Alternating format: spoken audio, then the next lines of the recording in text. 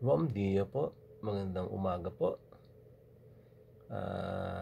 Ito po si Erwin Buada. Ang gusto ko pong ituro ngayon ay yung tungkol sa Portuguese. Idadagdag ko po ito dahil ang Portuguese po at ang Spanish po ay almost the same.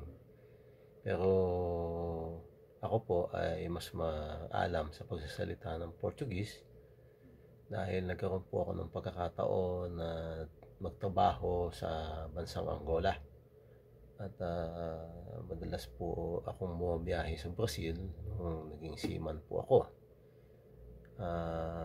Gusto ko lang ituro ito kasi nakakatulong po ito sa mga gustong sumampa ng barko dahil marami pong biyahe ang mga barko patungo sa Brazil.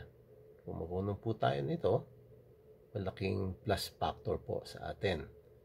So, ang una po ay mga expressions lamang po. Tulad ng tudo bem. Ang ibig sabihin po nito ay is everything alright. Lagi po itong expression to, laging ginagamit pag tatanungin mo yung mga kasamahan mo. Ang bati mo lagi ay tudo bem.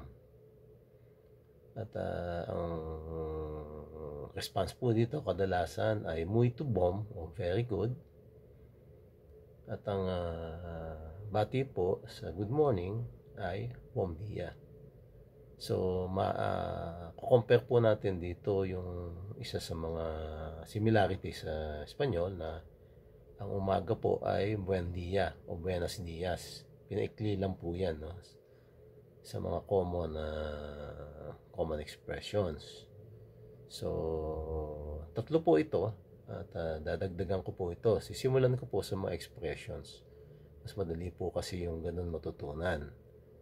So, sa susunod po ay mga bagay na lagi nating nakikita. Tulad po dun sa Espanyol din. No? Sana po ay ma-appreciate nyo ito. At tulad po nung nasasabi ko, see you later po. Telogo. Salamat po.